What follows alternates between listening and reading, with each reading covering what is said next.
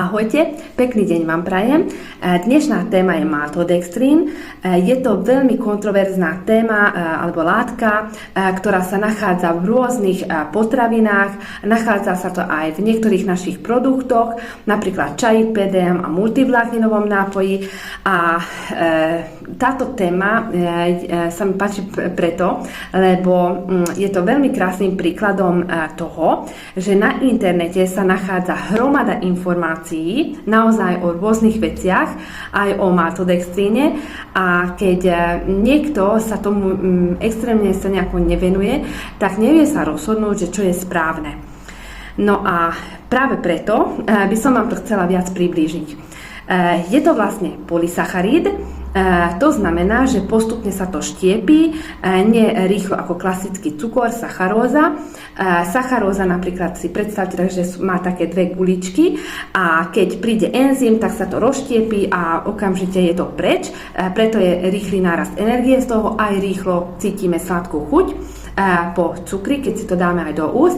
No a polysacharidy sú také látky, kde je viacero takých tých guličiek a keď príde ten enzym, tak postupne vždy odštiepí jednu guličku, ďalšiu guličku a tým pádom postupne sa to uvoľňuje do našho krvi. Áno, takže do našej krvi. A navyše tento maltodextrín ani nemá sladkú chuť potom. A práve kvôli tomu je to vyrábané z kukurice, pšenice, ryže alebo zo zemiakov. No a technicky sa to používa v rôznych potravinách na zlepšenie konzistencie, ako plnidlo, alebo predĺžuje trvanlivosť, alebo viaže chute a farby. Pravdou je, že má vysoký glykemický index a neposkytuje žiadne vitamíny a nejaké nutričné hodnoty, ale výskumy ukazujú, že bezpečnosť tejto látky závisí od dávky, frekvencie a v kontexte, ako sa to používa. Takže, keď sa pozrieme na Herbalife produkty, napríklad na čaj, bylinný nápoj s výťažkami čaju, tak maltodextrín tam slúži ako plnidlo, aby sa ľahko rozpustilo vo vode, stabilizuje chuť, viaže chute a farby, áno, čiže je to stabilizátor chuti a účinnej látky ako toho čaju a zároveň lepšie sa rozpustia aj tie ostatné zložky, čo obsahuje čaj, a celkový efekt je, že sa to nehrudkuje a má takú jemnú chuť. Keď sa pozrieme na celkové množstvo čaju, tak vidíme, že je to veľmi maličké množstvo a to maličké množstvo, koľko maltodextrínu môže obsahovať, tak to je veľmi mizerné, takže malinké množstvo.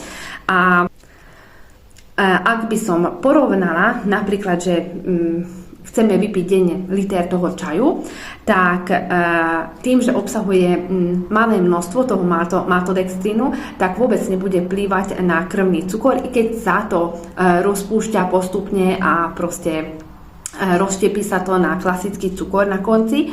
A celkovým efektom bude, že nás to povzbudí, ale nie ako káva, pretože nám postupne bude dávkovať tú energiu a mierne potlačí aj vlastne chute, dodá nám celkovú energiu a chutí potom tak ľahšie. Zároveň pomáha aj lepšie nám tráviť to jedlo, pomáha vlastne, podporuje tie ostatné zložky, aby viac vedeli sa nejakým spôsobom vyjadriť, alebo ako by som to povedala. Takže preto máme lepšie trávenie, lepšie sústredenie sa a je veľmi dobrým pomocníkom potom na reguláciu hmotnosti. No a ďalším produktom, čo obsahuje maltodextrín, je PDM. Tam takisto je ako nosič a plnidlo a tým, že je hlavnou zložkou izolovaná sojová bielkovina, tak tam takisto pomáha na tú konzistenciu produktu, aby to bolo také krémovejšie, aby sa to dobre rozpustilo a tak ďalej.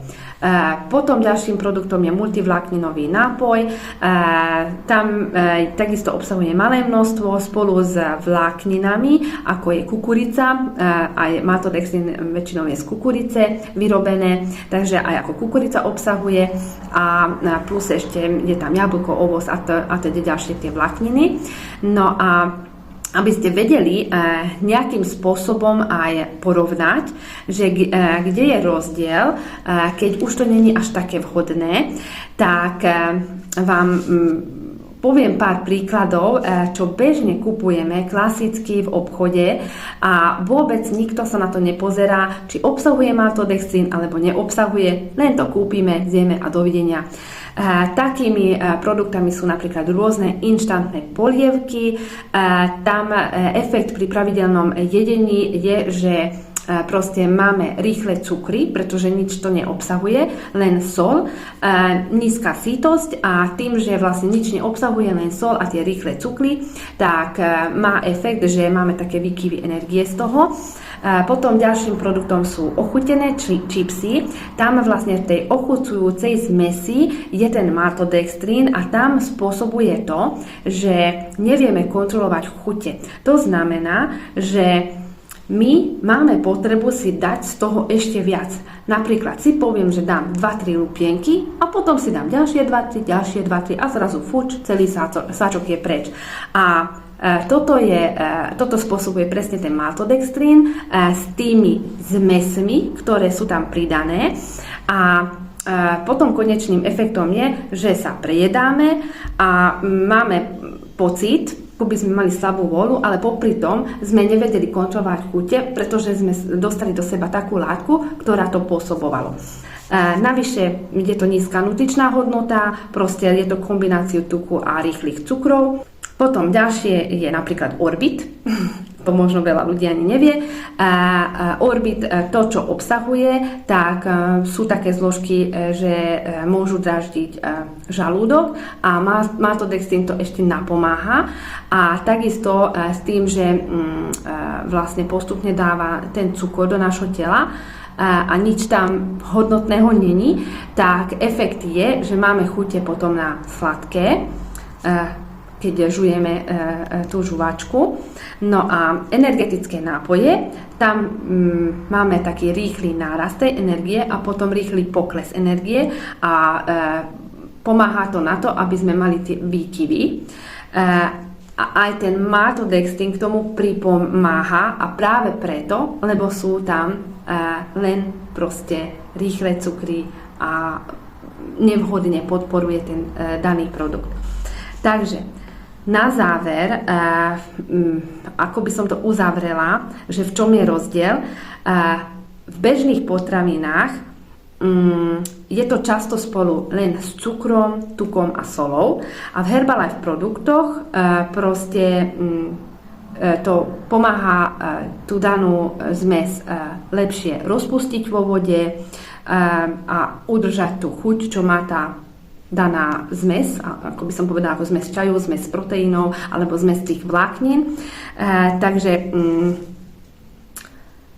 konečným efektom by som povedala, že maltodextrín je látka, ktorá má nejaké vlastnosti.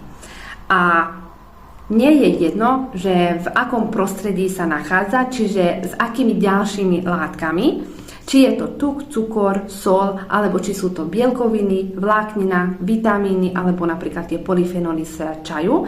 A ten efekt je proste potom úplne odlišný.